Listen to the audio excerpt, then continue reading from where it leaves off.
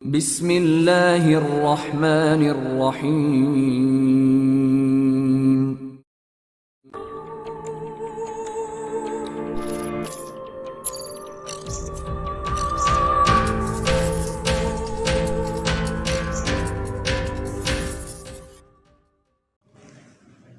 السلام علیکم دوستو، Pak Asia mission Imran series novel by Zaheer Ahmed. اگر آپ نے ابھی تک ہمارے چینل جاسوسی دنیا کو سبسکرائب نہیں کیا تو سبسکرائب کریں اور بیل آئیکن پر کلک کیجیے۔ جولیا، تنویر، نعمانی اور صدیقی جیسے ہی رازم کالونی پہنچے، انہیں اپنے پیچھے ایک اور کار آتی دکھائی دی۔ اس میں چوہان اور خاور تھے۔ کار آندھی اور طوفان کی طرح ان کے قریب آ کر رکی تھی۔ اوہ مس جولیا، آپ لوگ؟ کیا آپ سب کو بھی صفدر نے کال کی تھی؟ ہاں، اس کا مطلب ہے کہ صفدر نے تمہیں بھی اپنی مدد کے لیے بلایا ہے۔ عمران صاحب دکھائی نہیں دے رہے؟ کیا اس بار وہ ہمارے ساتھ اس کیس پر کام نہیں کر رہے؟ چوہان نے پوچھا۔ اس کا ہمارے ساتھ ابھی تک کوئی رابطہ نہیں ہوا۔ ہو سکتا ہے چیف نے اس مرتبہ اسے اس کیس میں شامل نہ کیا ہو، یا پھر یہ بھی ممکن ہے کہ وہ اس بار علیحدہ رہ کے کام کر رہا ہو۔ جولیا نے کندھے اچکاتے ہوئے کہا۔ ہمیں بی بلاک کی طرف جانا ہے، رائٹ سائڈ ٹرن لیں، بی بلاک اسی طرف ہے، خاور نے کہا، اور جولیا نے اسبات میں سر ہلا دیا۔ پھر وہ بی بلاک میں داخل ہو گئے۔ صفدر نے انہیں رازم کالونی اور بی بلاک میں آنے کے لیے کہا تھا۔ آگے کہاں جانا تھا اس کے بارے میں کچھ نہیں بتایا تھا۔ وہ جیسے ہی بی بلاک میں داخل ہوئے، انہیں ایک بڑی کوٹھی کے گیٹ کے پاس صفدر کھڑا دکھائی دے گیا۔ جولیا اور خاور کاریں اس طرف بڑھا لے گئے۔ آپ لوگوں نے آنے میں بہت دیر کر دی ہے، مجرم بھاگ جانے میں کامیاب ہو گئے ہیں، صفدر نے ان کی طرف بڑھتے ہوئے مایوس لہجے میں کہا۔ دیر؟ یہ تم کیا کہہ رہے ہو؟ ہم تو تمہاری کال ملتے ہی تمہاری طرف روانہ ہو گئے تھے، اور یہاں پہنچتے پہنچتے ہمیں زیادہ سے زیادہ 20 منٹ ہی تو لگے ہیں، جولیا نے کار سے باہر آتے ہوئے کہا۔ ریڈ ولف بہت چالاک اور خطرناک انسان ہے مس جولیا، اسے شاید شبہ ہو گیا تھا، وہ شاید کوٹھی کے پچھلے حصے سے نکلنے میں کامیاب ہو گیا ہے۔ اوہ، لیکن تمہیں کیسے معلوم ہوا کہ وہ کوٹھی کے پچھلے حصے سے نکل گیا ہے؟ اور یہ تمہارا چہرہ اس قدر سپاٹ کیوں ہے صفدر؟ تمہاری آنکھیں بھی بجھی بجھی سی دکھائی دے رہی ہیں، تمہاری طبیعت تو ٹھیک ہے نا؟ جولیا نے حیران نظروں سے صفدر کی جانب دیکھتے ہوئے پوچھا۔ میں بالکل ٹھیک ہوں، آپ سب میرے ساتھ آئیں، مجرم کوٹھی میں ایک کلو چھوڑ گیا ہے جس کی مدد سے ہم اس تک آسانی سے پہنچ سکتے ہیں۔ اوہ، ایسا کون سا کلو ہے؟ جولیا نے جلدی سے پوچھا۔ اندر تو آئیں، صفدر نے کہا اور کوٹھی کے کھلے گیٹ کی جانب بڑھ گیا۔ اسے لنگڑاتے دیکھ کر جولیا اور اس کے ساتھی چونک اٹھے۔ انہیں نہ جانے کیوں صفدر کا رویہ بدلا بدلا سا دکھائی دے رہا تھا۔ تمہاری ٹانگ کو کیا ہوا ہے صفدر؟ تم لنگڑا کر کیوں چل رہے ہو؟ بعد میں بتاؤں گا، تم لوگ میرے ساتھ آؤ، صفدر نے کہا اور کوٹھی کے اندر چلا گیا۔ ان سب نے حیرانی سے ایک دوسرے کی طرف دیکھا، پھر وہ بھی کوٹھی میں داخل ہو گئے۔ صفدر انہیں ایک کمرے میں لے آیا، کمرہ بالکل خالی تھا۔ یہ کیا؟ کمرہ تو بالکل خالی ہے، تم ہمیں کیا دکھانے کے لیے لائے تھے؟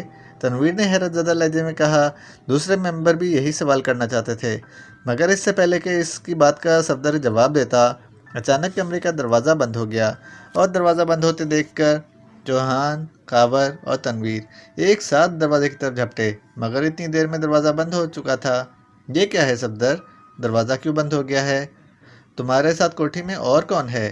جولیا نے صفدر کی جانب تیز نظروں سے گھورتے ہوئے پوچھا۔ ہمارا چیف۔ چیف؟ کیا مطلب؟ چیف یہاں کیسے آ گیا؟ تم ایکسٹو کی بات کر رہے ہو نا؟ ایکسٹو کون ایکسٹو؟ میں کسی ایکسٹو کو نہیں جانتا، صفدر نے بدستور اسی لہجے میں جواب دیا، اور تمام ممبر حیرت سے آنکھیں پھاڑ پھاڑ کر صفدر کی شکل دیکھنے لگے۔ تو پھر تم کس چیف کی بات کر رہے ہو؟ جولیا نے سرسراتے ہوئے لہجے میں پوچھا۔ ریڈ ولف، آج سے ہمارا نیا چیف ریڈ ولف ہے، ہمیں اس کے احکامات کی تعمیل کرنی ہے، بہت جلد وہ ہمارے سابقہ چیف ایکسٹو کی جگہ لے لے گا، صفدر نے ہر قسم کی جذبات سے آری لہجے میں کہا۔ اس کی بات کسی بم کے دھماکے سے کم نہ تھی۔ جولیا اور اس کے ساتھ آنے والے سیکرٹ سروس کے ممبر محاورتاً نہیں بلکہ حقیقتاً اپنی جگہوں سے اچھل پڑنے پر مجبور ہو گئے تھے، اور پھر وہ صفدر کی جانب بڑھے ہی تھے کہ اچانک انہیں تیز اور نامانوس سی بو محسوس ہوئی۔ اس سے پہلے کہ وہ سنبھلتے، ان سب کے ذہن بری طرح سے چکرائے، اور پھر وہ دھم دھم سے زمین پر گرتے چلے گئے۔ صفدر بھی ان کے ساتھ ہی زمین پر گرا تھا۔ جیسے ہی وہ زمین پر گرا، کمرے کا دروازہ کھل گیا۔ دروازہ چند لمحے کھلا رہا، جس سے کمرے میں بھری ہوئی زود اثر بے ہوش کر دینے والی گیس کا تیزی سے اخراج ہونے لگا۔ پھر سب سے پہلے کمرے میں اسٹارک مسکراتا ہوا داخل ہوا، پھر اس کے پیچھے جیگر اور اس کے 3 ساتھی اندر آ گئے۔ ان میں سے ایک شخص کے ہاتھ میں فرسٹ ایڈ جیسا باکس تھا۔ صفدر کو چھوڑ کر باقی سب کو RR1 انجیکشن لگا دو، اسٹارک نے فرسٹ ایڈ باکس والے سے مخاطب ہو کر کہا، اور اس نے اس بات میں سر ہلا دیا، اور پھر باکس کھول کر ایک سرنج اور ہلکے سرخ رنگ کی محلول سے بھری ہوئی ایک شیشی نکالی اور سرنج کا کیپ اتار کر اس میں شیشی کا محلول بھرنے لگا۔ جیگر، اپنے ساتھیوں کے ساتھ مل کر ان سب کو باندھ دو اور پھر ایک ایک کر کے انہیں اسپیشل روم میں لے آؤ، میں وہیں جا رہا ہوں، ریڈ ولف نے جیگر سے مخاطب ہو کر کہا۔ یس باس، جیگر نے مودبانہ لہجے میں کہا۔ ریڈ ولف مڑا اور تیزی سے کمرے سے نکلتا چلا گیا، ایک دوسرے کمرے میں آ گیا۔ اس کمرے کی ساخت بالکل ویسی ہی تھی جیسی جیگر کے اڈے کے تہہ خانے والے کمرے کی تھی۔ کمرے میں ایک راڈز والی کرسی اور ایک عام کرسی پڑی تھی۔ راڈز والی کرسی کے عین اوپر تیز روشنی والا بلب جل رہا تھا۔ ریڈ ولف عام کرسی پر بیٹھ گیا۔ چند ہی لمحوں بعد جیگر اور 2 ساتھی جولیا کو اٹھائے ہوئے وہاں آ گئے۔ اسٹارک کے اشارے پر انہوں نے جولیا کو راڈز والی کرسی پر بٹھا دیا اور کرسی کے پیچھے لگا ہوا ایک بٹن دبا دیا۔ بٹن دبتے ہی سائیڈوں سے راڈ نکلے اور جولیا کرسی میں پھنس کر رہ گئی۔ ٹھیک ہے، تم جاؤ، دروازہ بند کر دو اور ٹھیک 10 منٹ بعد اس کے دوسرے ساتھی کو لے آنا، اسٹارک نے ان سے کہا، اور وہ مڑے اور کمرے سے باہر نکل گئے۔ اسٹارک نے دروازہ بند کر دیا، پھر اس نے جیب سے چاقو نکال کر ہاتھ میں لے لیا۔ چند لمحوں بعد جولیا نے کسمساتے ہوئے آنکھیں کھول دیں۔ خود کو راڈز والی کرسی اور ایک اجنبی کمرے میں دیکھ کر وہ اپنے سامنے لمبے قد اور چمکیلی آنکھوں والے غیر ملکی کو دیکھ کر بری طرح سے چونک اٹھی۔ اسٹارک؟ ہاں اسٹارک، ریڈ ولف، تمہارا نیا چیف، ریڈ ولف نے مسکراتے ہوئے کہا، اور جولیا کے بازو میں یکلخت چاقو اتار دیا۔ جولیا کا چہرہ تکلیف کی شدت سے سرخ ہو گیا۔ اس نے بمشکل ہونٹ بھینچ کر اپنے منہ سے نکلنے والی چیخ کو روکا تھا، اور پھر جیسے ہی ریڈ ولف نے آنکھوں سے چشمہ اتار کر اس کی آنکھوں میں آنکھیں ڈالیں، جولیا ایک جھٹکا کھا کر سیدھی ہو گئی۔ دوسرے ہی لمحے اس کے چہرے سے تکلیف کے تاثرات یوں معدوم ہوتے ہوئے ختم ہو گئے جیسے اسے کسی تکلیف کا احساس ہی نہ ہو۔ تمہارا نام؟ جولیا نافٹر واٹر، جولیا کے منہ سے آواز نکلی۔ جولیا نافٹر واٹر، تم تو غیر ملکی ہو، پھر تم پاک ایشیا سیکرٹ سروس میں کیا کر رہی ہو؟ ریڈ ولف نے پوچھا۔ جواب میں جولیا نے اسے بتایا کہ وہ کب سے اور کیسے پاک ایشیا سیکرٹ سروس کے لیے کام کر رہی ہے۔ ریڈ ولف نے اس بات میں سر ہلا دیا۔ ریڈ ولف کے بارے میں تمہیں کیا بتایا گیا ہے، اور تم نے مجھے کیسے پہچان لیا تھا؟ کیا تم نے مجھے پہلے کبھی دیکھا تھا؟ ریڈ ولف نے کچھ سوچ کر پوچھا۔ جولیا نے اسے بتایا کہ اس کے چیف ایکسٹو نے کس طرح اس کا حلیہ بتا کر اسے تلاش کرنے کا حکم دیا تھا، پھر کس طرح اس کا ساتھی تنویر روز کلب لے گیا، اس کے بعد اس کی مدام روزی سے جو باتیں ہوئیں، اس نے سب کچھ ریڈ ولف کو بتا دیا۔ اوہ، تم لوگ تو واقعی خطرناک حد تک ذہین ہو، تم نے مدام روزی کو بھی ختم کر دیا۔ Oh oh, very bad, it is really very bad, red wolf نے آنکھیں پھیلا کر جولیا کی طرف دیکھتے ہوئے کہا۔ پھر اس نے جولیا سے چند ایک اور باتیں پوچھیں۔ اس کے بعد اس نے صفدر کی طرح اس کے ذہن سے بھی ایکسٹو کے احکامات محو کر کے خود کو چیف منوا لیا۔ جولیا بھی صفدر کی طرح پوری طرح اس کے ٹراس میں آ چکی تھی۔ وہ ریڈ ولف کی ہر بات مانتی چلی گئی۔ ایمان کے سلسلے میں اس نے اسے یہی بتایا کہ ابھی تک وہ اس کیس میں اس کے سامنے نہیں آیا اور نہ ہی ان سے اس کا کوئی رابطہ ہے۔ ویری گڈ، اب تم اسی طرح جا کر کھڑی ہو جاؤ، ریڈ ولف نے کہا۔ اس نے اٹھ کر جولیا کے عقب میں جا کر کرسی کا بٹن دبا کر راڈز ہٹا لیے۔ جولیا کا چہرہ سپاٹ ہو چکا تھا اور اس کی آنکھیں بھی دھندلا سی گئی تھیں۔ وہ اٹھی اور کمرے میں ایک دیوار کے ساتھ جا کر پتھر کی بت کی طرح کھڑی ہو گئی۔ اس طرح باری باری سیکرٹ سروس کے ممبروں کو لایا جاتا رہا۔ ریڈ ولف ان کو زخمی کر کے انہیں اپنی آنکھوں کے زیر اثر لا کر اپنے تابع کرتا رہا، اور وہ جولیا کے ساتھ جا کر یوں کھڑے ہوتے رہے جیسے پرائمری جماعت کے بچے استاد کی سزا دینے کے بعد جماعت کی دیوار کے ساتھ جا کر کھڑے ہو جاتے ہیں۔ چوہان کے ساتھ سوال و جواب کرتے ہوئے ریڈ ولف کو جب معلوم ہوا کہ ان کے ہاتھوں کیٹی ہلاک ہو چکی ہے تو غصے کی شدت سے اس کا چہرہ سرخ ہو گیا، مگر جب چوہان نے اسے بتایا کہ کیٹی خاور کے پیر پٹ جانے اور اچانک گولی چل جانے کی وجہ سے ہلاک ہوئی ہے تو اس کا غصہ ٹھنڈا ہو گیا۔ ایمان کے متعلق ان سب نے جولیا والی بات ہی بتائی تھی۔ تم لوگوں نے کیٹی کو مار کر اچھا نہیں کیا، کیٹی کی موت کا میں تم سے ضرور بدلہ لوں گا اور تم سب کو ایسی موت ماروں گا کہ صدیوں تک تمہاری روحیں بلبلاتی رہیں گی، لیکن ابھی نہیں، ابھی مجھے تم سے کام لینا ہے۔ ریڈ ولف نے گراتے ہوئے کہا۔ جب 6 کے 6 ممبر پوری طرح اس کے زیر اثر آ گئے تو اس نے صفدر کو بھی وہاں بلا لیا۔ وہ بھی دوسرے ممبروں کے ساتھ لائن میں لگ کر کھڑا ہو گیا۔ آج سے میں تم سب کا چیف ہوں۔ میں جو کچھ کہوں گا اس پر تمہیں ہر صورت میں اور ہر حال میں عمل کرنا ہوگا۔ کیا تم سمجھ رہے ہو کہ میں تم سے کیا کہہ رہا ہوں؟ ریڈ ولف نے ان کے قریب جا کر ایک ایک ممبر کو غور سے دیکھتے ہوئے پوچھا۔ یس چیف، ہم آپ کے ہر حکم کی تعمیل کریں گے، انہوں نے ایک ساتھ کہا۔ گڈ، X2 کون ہے؟ جانتے ہو اسے؟ وہ ہمارا دشمن ہے جس نے ہم سب کو اپنا محکوم بنا رکھا تھا۔ آج ہم سب X2 کی غلامی سے آزاد ہو گئے ہیں۔ ہم اس کے ساتھ بغاوت کا اعلان کرتے ہیں۔ کیا تم میں X2 کے سامنے جا کر بغاوت کرنے کی ہمت ہے؟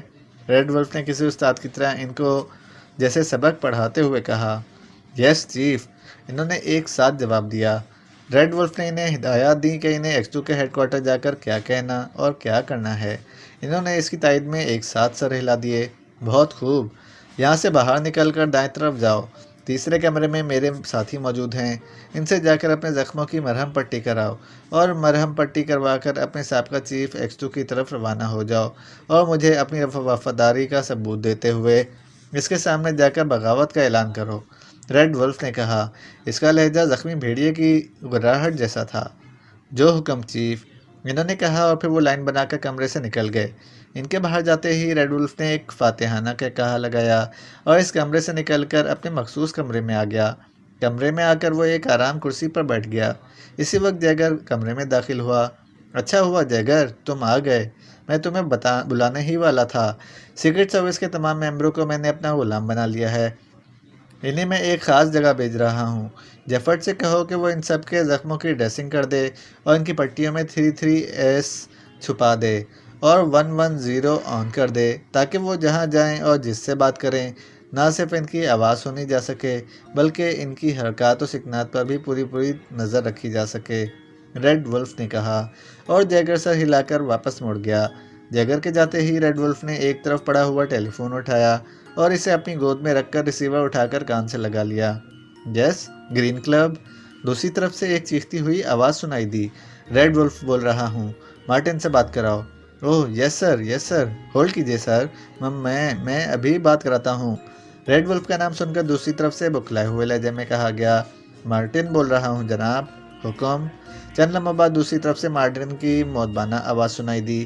مارٹن، تمہیں ایٹمی ریسرچ سینٹر کے ڈاکٹر عبدالصمد کے بارے میں معلومات حاصل کرنے کی جو ذمہ داری دی گئی تھی، اس کا کیا کیا ہے تم نے؟ ریڈ ولف نے گراتے ہوئے پوچھا۔ کام ہو گیا ہے جناب، میں نے ان کے بارے میں تمام معلومات اکٹھی کر لی ہیں۔ میں آپ کے فون کا انتظار کر رہا تھا، دوسری طرف سے مودبانہ لہجے میں کہا گیا۔ بتاؤ کیا کیا مصروفیات ہیں اس کی، اور وہ اس وقت کہاں اور کیسے مل سکتا ہے؟ مارٹن اسے ڈاکٹر عبدالصمد کے بارے میں بتانے لگا۔ اس کی رہائش گاہ میں کون کون رہتا ہے اور اس کا پتہ کیا ہے؟ ریڈ ولف نے پوچھا۔ وہ ہائی رینک آفیسرز کالونی میں رہتا ہے جناب۔ اس کی رہائش گاہ سپر بلاک میں ہے، کوٹھی نمبر 181، بڑی اور شاندار کوٹھی ہے۔ کوٹھی میں چند ملازم، اس کی بیوی، ایک بیٹی اور 2 بیٹے رہتے ہیں۔ کوٹھی میں مسلح گارڈز کے علاوہ خطرناک اور خونخوار کتے بھی موجود ہیں جو کسی بھی اجنبی پر پل پڑیں تو اس وقت پیچھے ہٹتے ہیں جب تک وہ ان کے ٹکڑے نہ اڑا دیں۔ ان کی رہائش گاہ پر جانے کے لیے اسپیشل پاسز بنوانے پڑتے ہیں، تب گارڈ خونخوار کتوں کو ان کے پنجروں میں بند کر دیتے ہیں۔ اور پاس کہاں سے بنوانا پڑتا ہے؟ ڈاکٹر عبدالصمد کی کوٹھی سے 500 گز دور ایک اسپیشل چوکی بنائی گئی ہے۔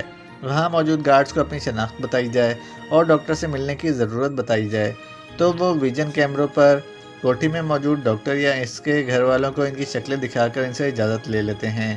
اگر ان افراد سے وہ ملنا چاہیں تو انہیں پاس جاری کر دیا جاتا ہے، ورنہ انہیں وہیں سے واپس بھیج دیا جاتا ہے۔ کیا یہ کنفرم ہے کہ ان دنوں ڈاکٹر اپنی رہائش گاہ میں ہے؟ ریڈ ولف نے چند لمحے توقف کے بعد پوچھا۔ یس باس، مارٹن کے پاس کوئی خبر غلط نہیں ہوتی، مارٹن نے وثوق کے ساتھ کہا۔ ٹھیک ہے، گڈ بائے، ریڈ ولف نے سر ہلا کر کہا اور دوسری طرف کا جواب سنے بغیر فون بند کر دیا۔